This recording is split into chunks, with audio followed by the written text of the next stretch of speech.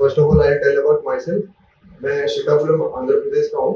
I think everyone is comfortable in English and Hindi both, so I'll talk in a I'll mix up and I'll talk, okay? तो मैं श्रीकाकुलम आंध्र प्रदेश से हूँ और मेरा जो एजुकेशन है, I studied in KV Sambalpur, that is in Odisha, and after that my engineering I did in IIT Guntur, that is also in Odisha. I did my engineering in electronics and communication, and after that I worked with Tata Consultancy Services for around 6 years. Then, but still, I had that passion for joining the armed forces. I gave many SSBs also, but I did not get through.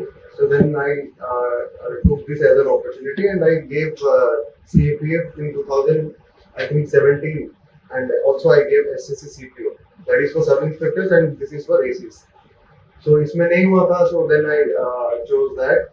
और उसका main motive ये था कि एक जो passion है उसको continue करना है, सिर्फ ऑफिसर बन के ही नहीं, आप कैसे भी कर सकते हो, एक ये था। और दूसरा ये था, there is a advantage of 5 years relaxation that is given for central civilian government employees for this exam. तो मैं सोचा था कहीं कि मैं उसको यूज करके भी आई will become an AC in future.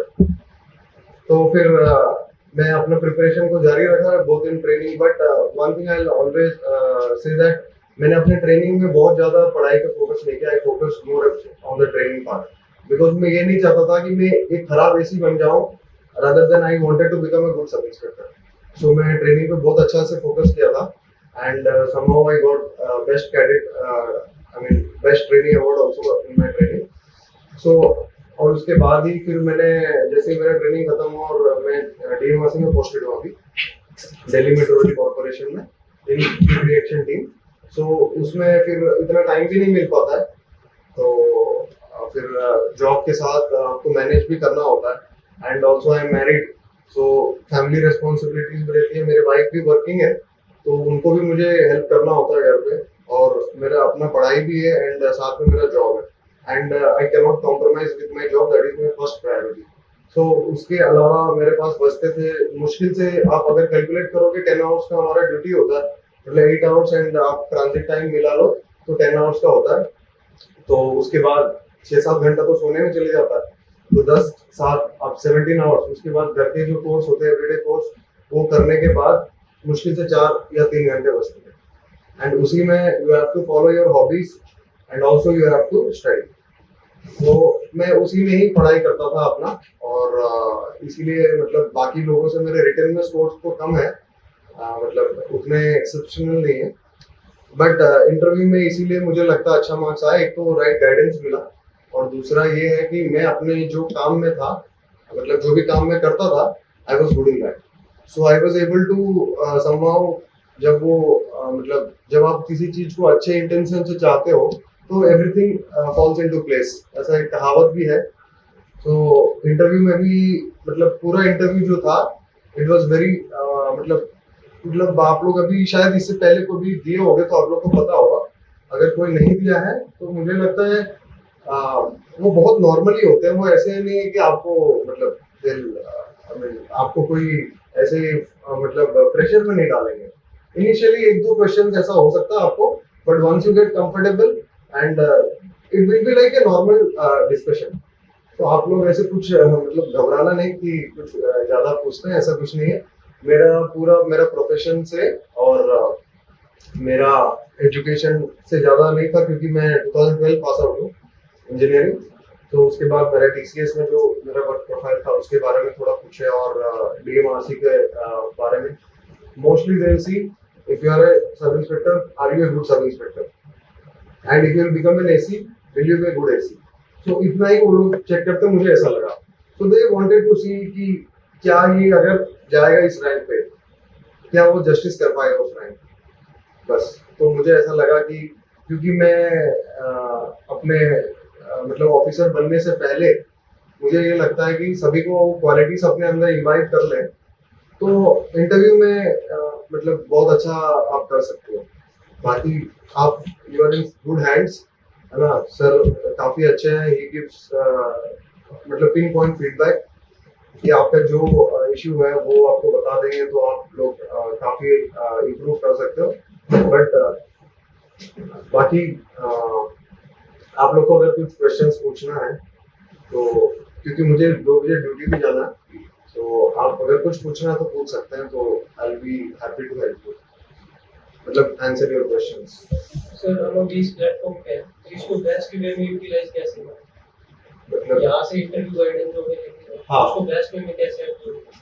देखिए जो इंटरव्यू के लिए व्हाट आई डिड, सर के पास तो गाइडेंस, मतलब मैं अभी आप ही का कोर्स ज्वाइन किया था बट ऑनलाइन, और तो सर के जो क्लासेस हैं जो बताते हैं, तो किसी भी ट्रेनिंग, मतलब मैं अपने ट्रेनिंग में जो सीखा हूँ, आप अगर किसी के पास जाते हो सीखने के लिए तो फिर आप सब कुछ भूल के उनका बातें को सुनिए और ट्रेनिंग लीजिए, और आपके जो चीजें हैं उसमें आप उसको ऐड कीजिए। बस आप इनके ऊपर अगर किसी भी ट्रेनिंग में जाते हैं प्रोग्राम में, आप फिर ये नहीं सोचना है कि ये सही है कि नहीं, ये गलत है कि नहीं। अगर आप आ गए तो आप फोकस कीजिए कि हाँ, इस पे हमको इसी से बेस्ट लेना है और इसी से आपको करना है। और इसके बाद आप प्रैक्टिस के लिए आप आपस में, जैसे अभी तो आप लोग काफी ग्रुप बन चुका है, तो आप लोग आपस में वीडियो कॉल्स में वगैरह इंटरव्यूज कर सकते हो। द बेस्ट थिंग इज कि जब मैं अपने वाइफ के साथ करीब 10 to 15 सेशंस किया था, बस कुछ नहीं, उनको इतना इस बारे में तो नहीं पता, लेकिन एक होता है ना कि फ्लो आ जाता है। जब आप एवरीडे आप एक डिस्कशन में लगते हो तो आप बहुत कामली वहां पे बात कर सकते हो। जब आप कामली वहां पे बात कर सकते हो तो जो आपके अंदर कंटेंट है वो आएगा वहां। अगर आपके पास कंटेंट है लेकिन आप उसको एक्सप्रेस नहीं कर पा रहे हो तो दैट बिकम्स अ हर्डल, मतलब as far as I think. क्योंकि मैं तो एक ही इंटरव्यू दिया हूँ, इतना भी एक्सपीरियंस नहीं है कि मैं सब कुछ बता सकूं, बट मुझे लगता है कि आप सर का गाइडेंस लीजिए और प्रैक्टिस कीजिए, मतलब जितना हो सके। मॉक इंटरव्यूज सर शायद 2 कराते हैं, तो आप बाकी आप कहीं आप सीएपीएफ के ज्यादा है क्या इसमें? हाँ। तो क्योंकि कुछ ऐसे भी हैं बोल रहे थे कि प्रिंसिपल वाइस प्रिंसिपल के भी हैं, तो जो सीएपीएफ के आप लोग आपस में ग्रुप कर सकते हो और बात कर सकते हो एक दूसरे से। बाकी सेम फॉर अदर्स आल्सो, तो it will help definitely. Sir आपको जो इंट्रो था मोस्टली जो प्रोफेशनल बेस्ड है मतलब? हाँ, मेरा मैक्सिमम जो चीजें थी discussion was on entirely on my dad, मतलब 100%। ऐसा भी नहीं कि कोई बोलता है 50% 40%, मेरा 100% डेप्थ पे था। राइट फ्रॉम द मतलब मेरा जो एजुकेशन था engineering, and why this switch towards forces, and then आपने टीसीएस में 6 साल काम किया तो you should have got better opportunities, और काफी ऑन साइट अपॉर्चुनिटीज रहते हैं, और आपके पास मौका था तो आप इसमें क्यों आए। सो एक ही चीज था, मतलब there was the drive within me, so इसीलिए वो चीज हेल्प किया और मैं वहां पे वो चीज को कन्विक्शन के साथ बोल पाया। और ऐसा भी नहीं कि I deviated from CAPF then civil services then CGL then state PCS. मेरा एक ही था, शुरुआत से मैं फोर्सेस का ही एग्जाम दिया, दूसरा कोई एग्जाम में कभी अटेम्प्ट भी नहीं किया। सो उनको वो भी चीज पता चल गया मेरा डैब से कि हाँ, इज डेडिकेटेड, दो it took time but is dedicated. मतलब मुझे ऐसा लगता है कि उनको ऐसा फील हुआ होगा।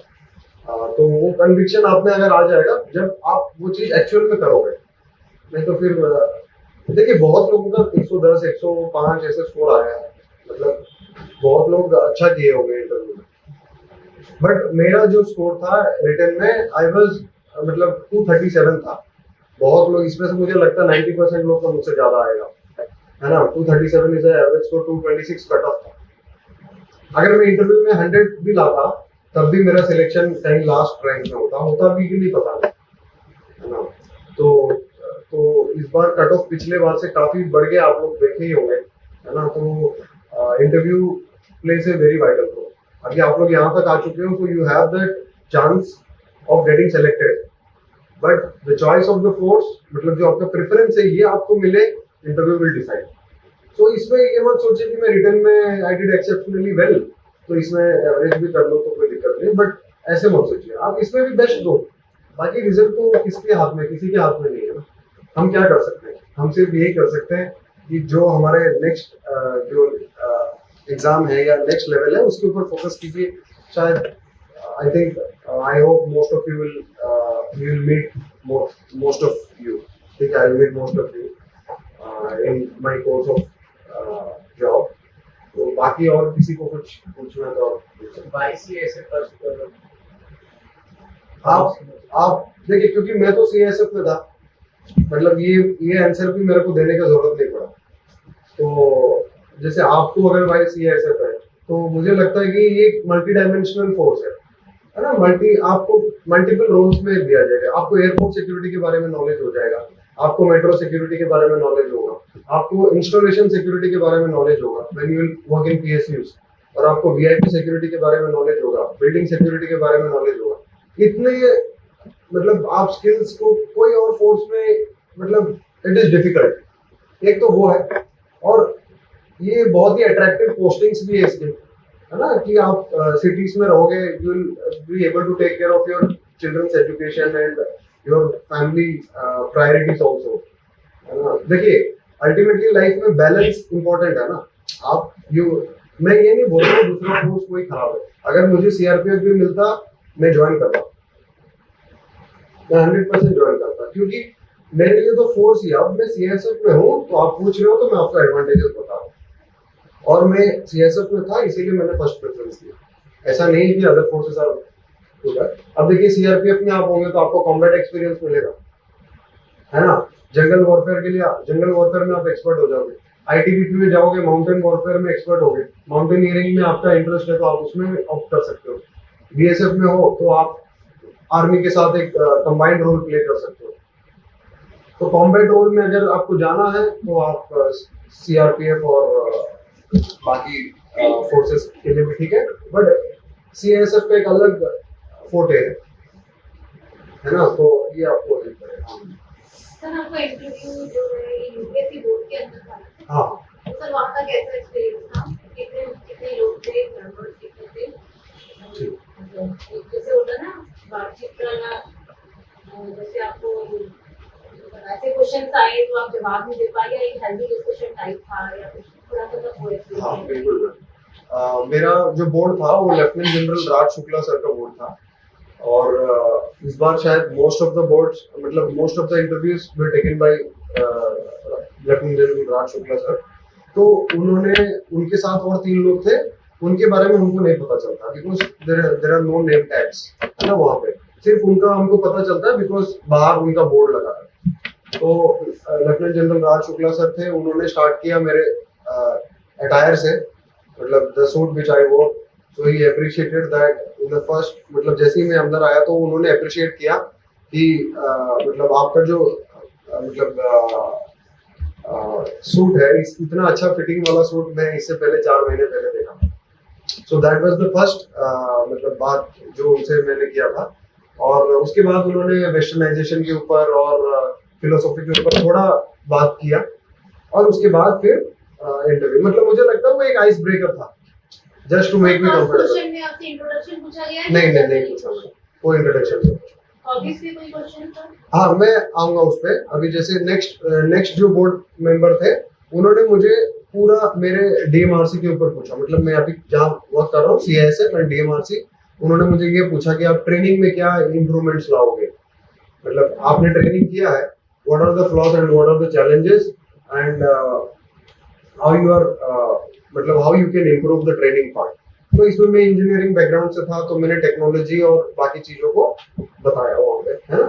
तो उसके बाद फिर CISF से और भी क्वेश्चन पूछे कि DMRC में सबसे बड़ा चैलेंज क्या है and what are the future threats that DMRC can face, and similar questions, और उसके ऊपर डिस्कशन हुआ 10 मिनट्स उनके साथ। उसके बाद जो दूसरे पैनल मेंबर, उन्होंने मुझसे बात किया about my hobbies and about my past experience as a software engineer.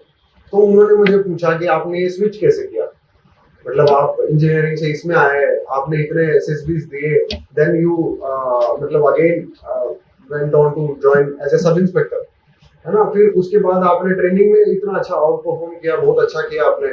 तो मतलब आपने कैसे कोप अप किया, क्योंकि मैं जब ट्रेनिंग किया था तब मेरा एज था अराउंड 27 28, तो विच इज जनरली मतलब उतने एज पे लोग नहीं जाते फोर्सेस पे।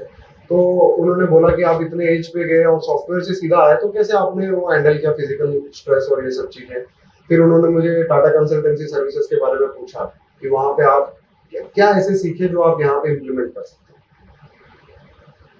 एक वो चीज। फिर और उन्होंने मुझे हॉबीज के बारे में भी पूछा। मैं गिटार प्लेयर हूँ और कहोन भी बजाता हूँ, मतलब इंस्ट्रूमेंट प्लेयर हूँ बेसिकली। और मैं स्विमिंग में स्टेट खेल चुका हूँ। तो ये सब चीजों के बारे में उन्होंने मुझे पूछा कि स्विमिंग का मतलब वो ऐसे क्वेश्चंस नहीं पूछते जनरली कि ये स्विमिंग का कौन सबसे बढ़िया खिलाड़ी है, इंडिया में कौन रिकॉर्ड होल्डर है। देन आस्क कि स्विमिंग से आपको क्या फायदा होगा। स्विमिंग अगर आप सीखे हो, आप ये अपने ट्रूप्स में कैसे उसको हेल्प कर सकता है। ऐसे स्विमिंग एज ए हॉबी अगर आपके ट्रूप्स परफॉर्म करें, मतलब एक्सरसाइज करेंगे तो उनको क्या फायदा होगा। तो ऐसे ही चीजें पूछते हैं जो आपके कॉन्सेप्ट्स को एकदम चेक करते हैं। मतलब मेरे साथ जो हुआ, ऐसे भी हो सकता है कि फैक्चुअल क्वेश्चंस भी पूछते होंगे, बट मेरे साथ ये हुआ। और उसके बाद जो नेक्स्ट पैनल मेंबर थे उन्होंने मुझसे बात किया आईपीएस वर्सेस नॉन आईपीएस का जो डिबेट है, खास करके सीएपीएफ में। तो उन्होंने मुझे पूछा कि why IPS officers are necessary. तो because IPS officers act as a bridge between local police and CAPF. तो नेसेसरी तो है उनका रहना, बट क्या ये अगर ये मतलब अगर ज्यादा नंबर में रहेंगे तो कैडर ऑफिसर्स को थोड़ा सा मतलब प्रमोशन में और फ्यूचर प्रोस्पेक्ट्स में थोड़ा सा दिक्कत आता है। बट ये कोई इशू नहीं है, इसको धीरे धीरे करके, जैसे अभी मतलब आईपीएस ऑफिसर्स अभी धीरे धीरे रिड्यूस हो रहे हैं, तो एक फ्यूचर में that is a good step in the right direction. तो वो चीज के बारे में बात की। Then they talk about women officers and male officers, मतलब जो मतलब विमेन इन आर्म्ड फोर्सेस के बारे में बात की कि क्या उनके लिए चैलेंजेस होता है और क्या अभी जो मतलब एटमॉस्फेयर है फोर्सेस में, क्या it is right for the women और ऐसे सब चीजें।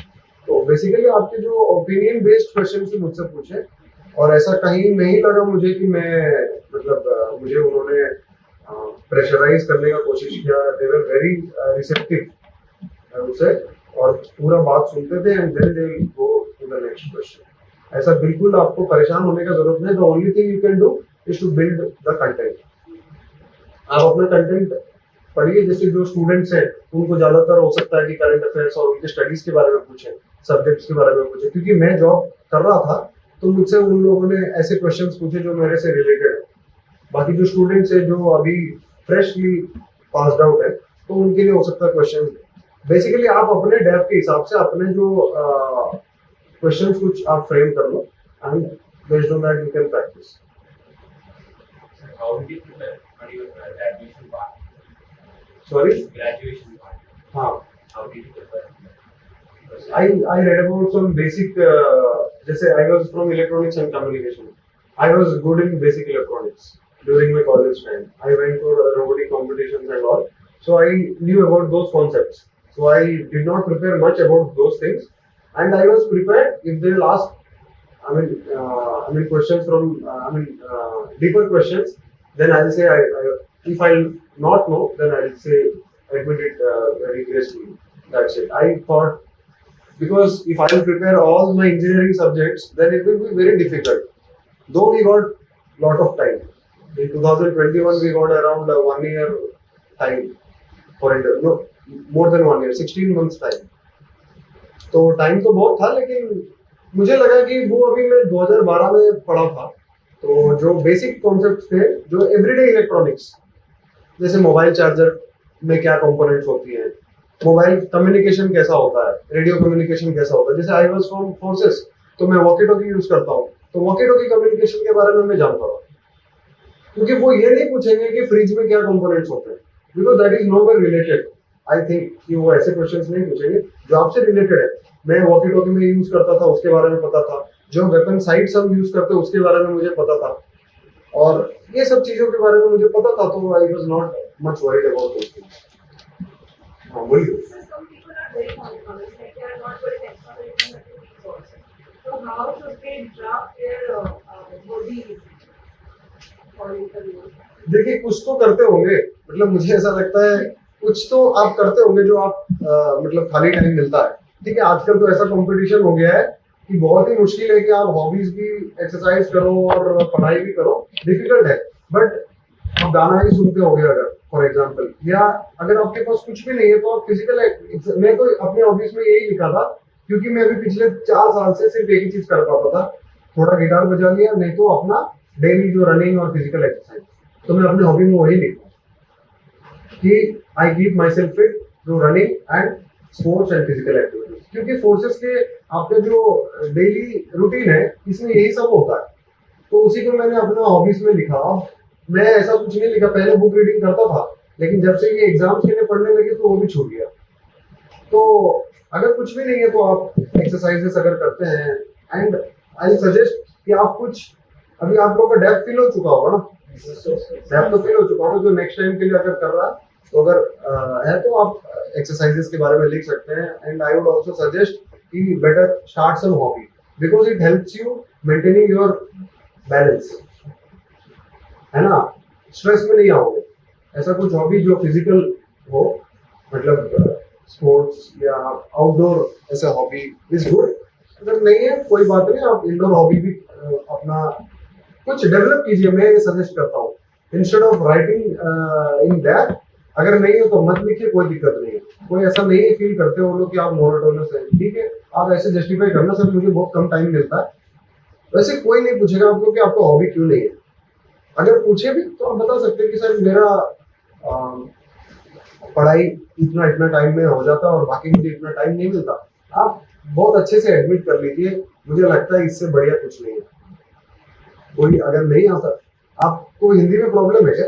अच्छा, okay. So if you do not know anything, something, I mean, if they are asking you something and you don't know about it, to gracefully admit, sir, I do not know about this, and I'll look forward to exercise some hobbies in future, definitely, and I'll start picking up some hobbies. ऐसे आप बोल सकते हैं, there is no harm in that. मतलब झूठ बोलने से अच्छा मुझे लगता है ये, instead of lying, it is better to admit and take some corrective measures or मतलब take steps to improve your personality. Sir जो टैट मतलब जब हमने फॉर्म भरा था अभी I am here for vice principal, तो उसमें और तब से 1 साल में अब तक जो मेरा वर्क फील्ड है वो बहुत चेंज हो गया। हाँ, तो उसमें जो वो चेंजेस हो गए हैं चार्जेस में, तो वो पता नहीं, अगर बाई चांस मैंने पूछा हाँ। तो वो मैं काम नहीं कर रही हूँ जो तब कर रही थी, और अब मैं बहुत इंपॉर्टेंट काम कर रही हूँ, तो वो कैसे फिर बोर्ड को बताओगे?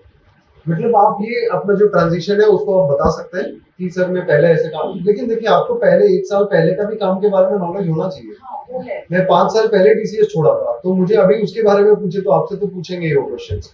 तो अभी आपने डेफ में मेंशन किया हुआ है कि अब मैं यहाँ पे काम करती हूँ, तो आप बोल सकते हो कि sir after that I have transition to some other roles, and जो उसके बारे में पूछेंगे वो आपको जस्टिफाई तो करना पड़ेगा बिकॉज आप उसमें काम कर चुके हो, पूछेंगे जरूर उससे। तो अभी जब ट्रांजिशन किया उसको आप बता दीजिए, कुछ ऐसा नहीं है कि आपको, and they will be happy to know. तो सर अगर वर्क प्रेशर में हॉबी परस्यू करना छोड़ दिया हो तो फिर? देखिए वर्क प्रेशर में हो सकता है कि आपके ज्यादा वर्क प्रेशर था, आप नहीं कर पा रहे, जैसे आईएएस ऑफिसर होते हैं उनका इतना वर्कलोड रहता है, एक एसपी होता है बहुत वर्कलोड रहता है, but still there are some officers who go for a who go for some hobbies. बहुत लोग हैं ऐसे जो करके भी मैनेज करते हैं, इंस्टेड ऑफ टेलिंग कि सर मैं वर्क प्रेशर में नहीं कर पा रही हूँ, नहीं कर पाई, वर्क प्रेशर की वजह से मेरा छूट गया।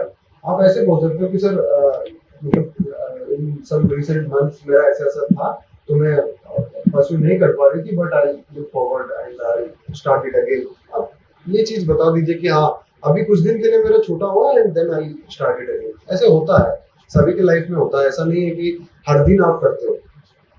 आप मैक्सिमम टाइम करते हो जब आपको फ्री टाइम। हॉबीज मतलब क्या है? जब आप फ्री टाइम मिलता है, when you get free time, what you do is your hobby. If you are not getting free time, so आप कैसे एक्सरसाइज कर सकते हो? सपोज यू आर मतलब at a place where there is lot of work pressure, so it is difficult. बोलिए sir, ऐसे कितने question थे जिसके आपने आंसर नहीं दिए और उनका क्या रिएक्शन था?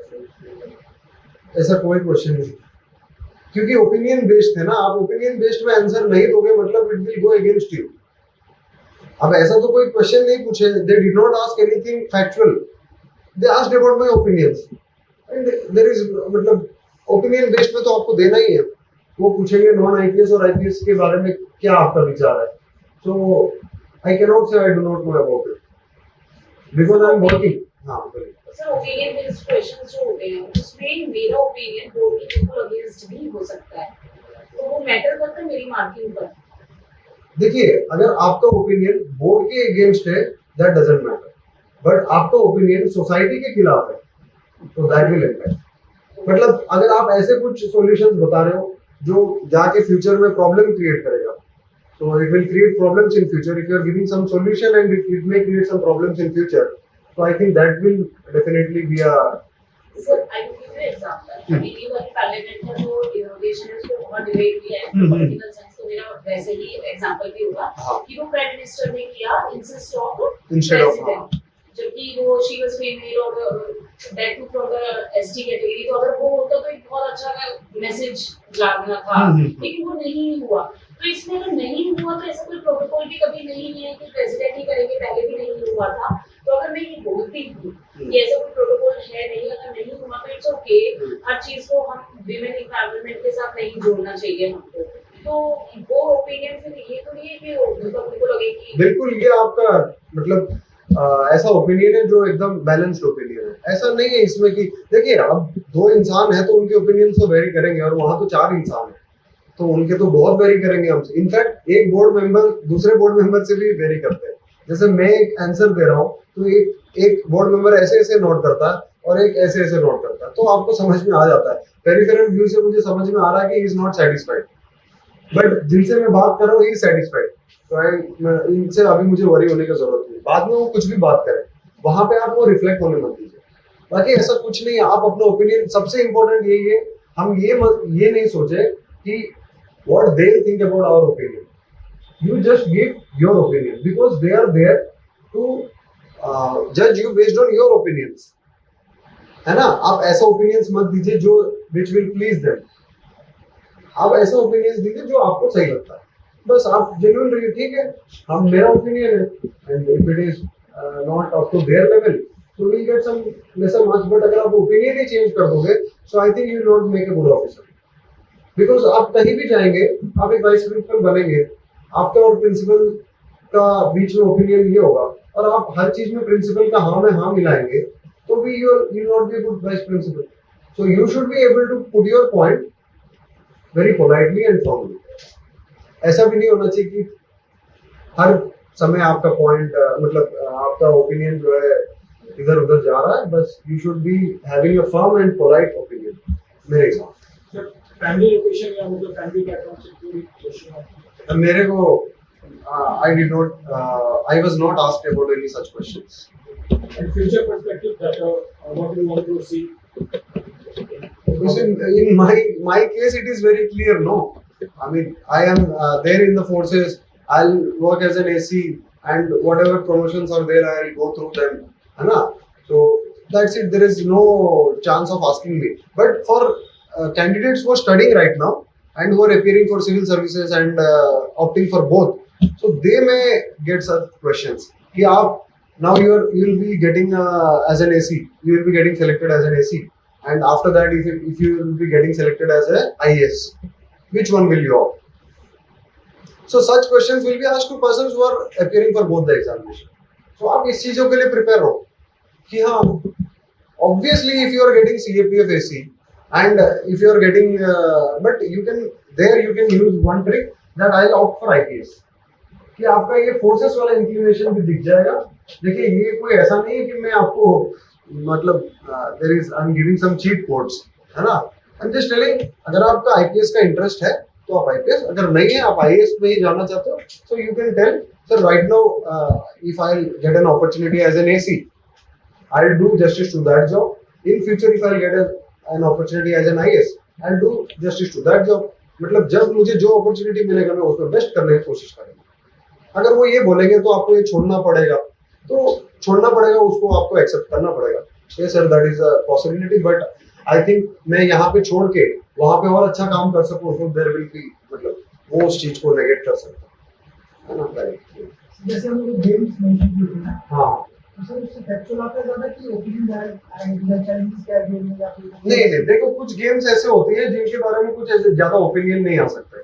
जैसे आप चेस खेलते हो, है ना, ओपिनियन उसमें भी आ सकता है कि चेस आपको कैसे हेल्प करता है, आपका हॉबी आपको कैसे हेल्प करता है।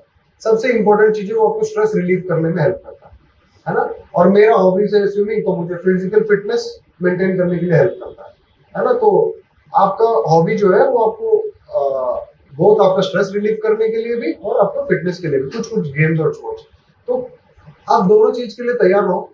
एंड सबसे इंपॉर्टेंट चीज है आप उसको ऑनेस्टली करो, not for the sake of UPSC examination, for the sake of yourself. कि आप हॉबीज को लिखने के लिए नहीं, मतलब बहुत सारे ऐसे कैंडिडेट्स हैं जो लिखने के लिए हॉबी रखते हैं और उसके बारे में थोड़ा सा सर्च कर लेते हैं and they are ready to go for the exam, but आप अपने लिए जस्टिस कर रहे हो कि नहीं वो भी देखो। And if you are not able to just use that hobby for yourself, how will you use that hobby for your man? So better है कि आप प्रैक्टिस करो hobby and prepare over that. जैसे कि आपको कुछ फैक्चुअल चीजें हैं, जैसे आपका हॉबी क्या है, badminton, so you should know about from BAI, ठीक है, बैडमिंटन एसोसिएशन ऑफ इंडिया के बारे में आपको जानना जरूरी है ना। उसके मतलब देखो वो पूछेंगे कि नहीं पता नहीं, but if you are prepared for that it makes a good impression ना। अगर आप कोई आंसर देते हो एंड इट इज करेक्ट, तो वो अच्छा ही इंप्रेशन बनाएगा, ऐसा तो नहीं बनाएगा कुछ गलत। सो बैडमिंटन कैसे हेल्प करता है आपको, बैडमिंटन के रूल्स आपको पता होने चाहिए, ठीक है, और बैडमिंटन कोर्ट के मेजरमेंट्स भी आपको पता होने चाहिए, है ना। तो इतनी चीजें हैं। और शटल, एक यूनिक फैक्ट्स अगर आपको पता है, जैसे बैडमिंटन का जो शटल होता है उसका जो फेदर्स होते हैं, ये कभी मैं पढ़ा था, वो गूज बर्ड के लेफ्ट विंग से बनते हैं, दूसरा कोई बर्ड से नहीं बनते और राइट विंग से भी नहीं बनते।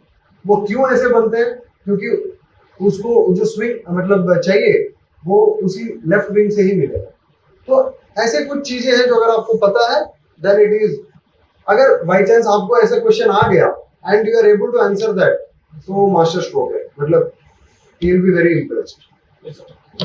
पंच लाइन जो तो कहते हैं कि मतलब यूज करना चाहिए, मैं किया था वैसे, पूछिए आपको क्वेश्चन पहले कंप्लीट कीजिए। एक था ठीक है, पंच लाइन मतलब उन्होंने मुझे जब पूछा कि how you coped up from engineering background two forces, और ट्रेनिंग बहुत हेक्टिक होता है, and so I give a मतलब ये कि when the drive comes from within, dealing with challenges becomes easy, है ना। जब आपके अंदर से ही वो चीज है तो आप चैलेंजेस को आसानी से handle, you will be able to handle the challenges easily.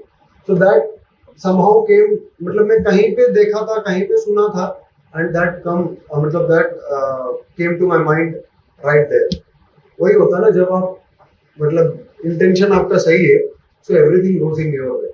मतलब मुझे लगता है अगर मेरा इंटरव्यू में 5 नंबर भी कम आते तो शायद मैं रैंक काफी पीछे हो जाता।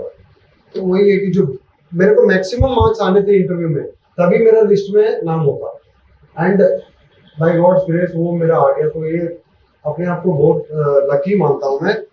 इनफैक्ट मुझे लगता है कि आप में से बहुत ज्यादा लोग you will do very well in the examination, है ना। बोलिए। सर आपका जो इंटरव्यू का मीडियम था वो क्या था? इंग्लिश ही था वो, क्योंकि मेरा ऐसे का इंग्लिश ही था। तो वैसे you can request for Hindi even if you have a मतलब इंग्लिश एज योर ऐसे medium, but if you request them sir can I speak in Hindi, if they allow you can carry on in Hindi.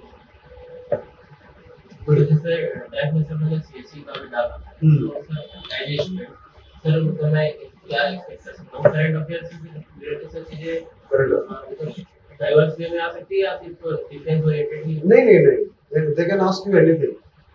Civil services aspirants को वो कुछ भी पूछ सकते हैं।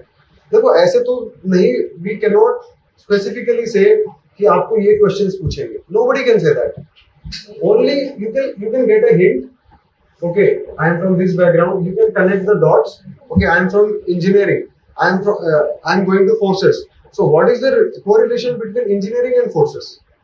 You have to correlate them and frame questions. जैसे engineering का forces में क्या यूज है ना, टेक्नोलॉजी। अभी क्योंकि there is a lot of improvement in the technology from the perspective of technology in forces. A lot of gadgets that are coming in and a lot of other things which require technical brains.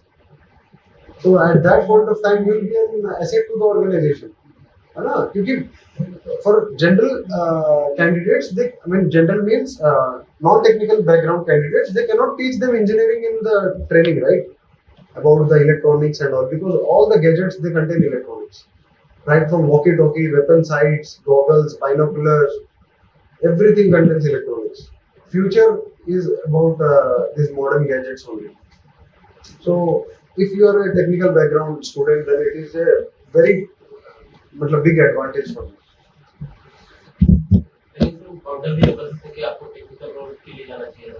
So you have the option to go into technical role as well. When once you get in, there are technical wings. You can go in. Also, if you don't want to go into technical, you can say, sir, right from the right from the walkie-talkie till modern weapons, everything contains electronics, and I can use my knowledge over there. जैसे कि मैं अपने जवानों को almost मेरे साथ जितने काम करते हैं सभी को weapon sites and binoculars and goggles इनको सबको सिखा चुका हूँ because I am from electronic background तो मुझे ये सब चीज बहुत इजीली समझ में आ जाता है सो मैं उनको वो सब चीज समझा देता हूँ तो अब ये मेरे लिए हेल्प हो रहा है ना because I have done this in my on the job so I was able to explain that there I don't have to frame questions for this कि मैं क्या आंसर बोलूँ because I have done this तो देखिए lastly आपको मैं एक चीज बोलता हूँ in our country there is no shortage of officers we have enough number of officers we only have shortage of good officers तो सबसे पहले जो कैरेक्टर बिल्डिंग होता है ना कैरेक्टर बिल्डिंग बहुत इंपॉर्टेंट है आप बाहर भी कर सकते हो फौज में आने के बाद भी कर सकते हो but your intention should be very clear कि I will become a good officer सबका जर्नी खत्म हो जाता है once they get selected because हमको बचपन से यही बोला जाता है बेटा सरकारी नौकरी में चला जा ऐश करे कोई ये नहीं बोलता सरकारी नौकरी में चला जा काम करने को मिलेगा कोई नहीं बोलता आप किसी भी रैंक पे ले लो आप नीचे से ऊपर तक हाँ आईएएस बन जा तेरे पीछे 4 लोग घूमेंगे आईपीएस बन जा तेरे पीछे 100 लोग घूमेंगे तो यही सब चीजें नहीं करना है अगर आप जा रहे हो because I have seen I have as a sub inspector I have seen there is a shortage of good officers so that is my prime motivation कि मुझे फोर्सेस में एक अच्छे रैंक पे जाना क्योंकि देखो I was able to do well as a sub inspector also ऐसा कुछ नहीं था कि I was dissatisfied because my officers were happy with me but मुझे ऐसा लगता था कि अगर मैं उनकी जगह जाऊंगा so I will be able to do justice to more people है ना welfare to more people in that perspective अभी एक छुट्टी आता है तो I only have the powers to recommend those leaves but once I will be an officer so मैं I have that मतलब opportunity to decide and make justice to my man my fellow man है ना तो ये intention बहुत जरूरी है आप लोग ले आइए है ना तो अगर ऑफिसर बन भी जाते हैं देयर इज मतलब ऐसा कुछ नहीं है कि दुनिया कुछ चेंज हो जाता है अगर आप अच्छे ऑफिसर बनोगे तभी कुछ चेंज होगा और आपके दुनिया में चेंज करना दैट इज सेकेंडरी पहले तो जहां जा रहे हो वहां चेंज करो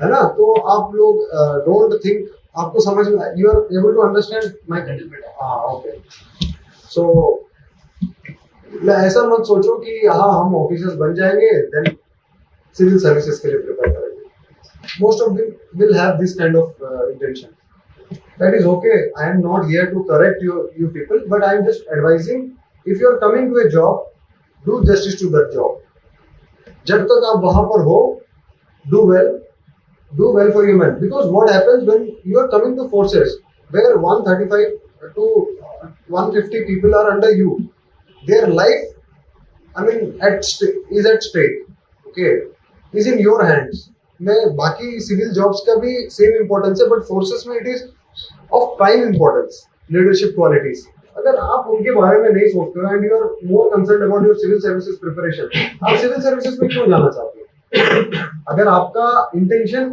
सिर्फ सर्विस ही है तो आप यहाँ पे जब मौका मिल रहा आप नहीं कर रहे हो और आप सोच रहे हो कि मैं आईएएस बनूंगा तो ही सिविल सर्विसेज कर सकता हूँ then your intention is not service your intention is to get that status of IAS officer.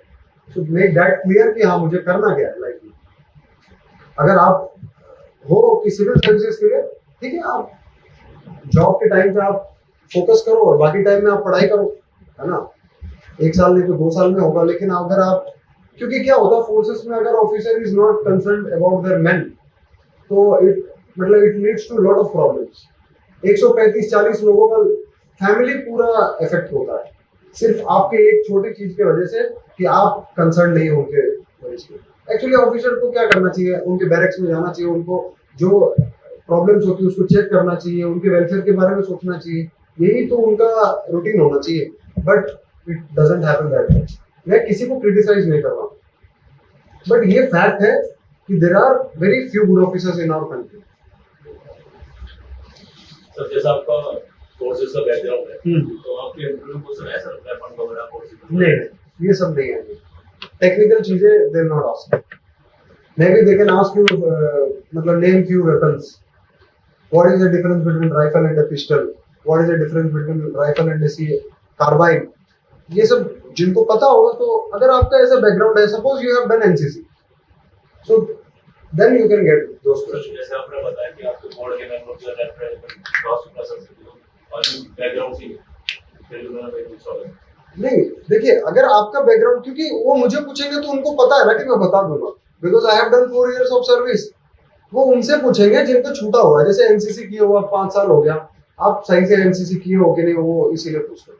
बाकी पूछ सकते हैं, लेकिन मैं भी पता नहीं, हो सकता है कि आपसे आप अगर आपका कोई ऐसा बैकग्राउंड है तो प्रिपेयर करने में, अगर आपके देखो अल्टीमेटली आपके पास अगर टाइम है तो आप करो प्रिपेयर, कोई दिक्कत नहीं है, इसमें कोई बुरी बात तो है नहीं. If you are knowing something about weapons and all, this is only going to help you in the future, so you can prepare.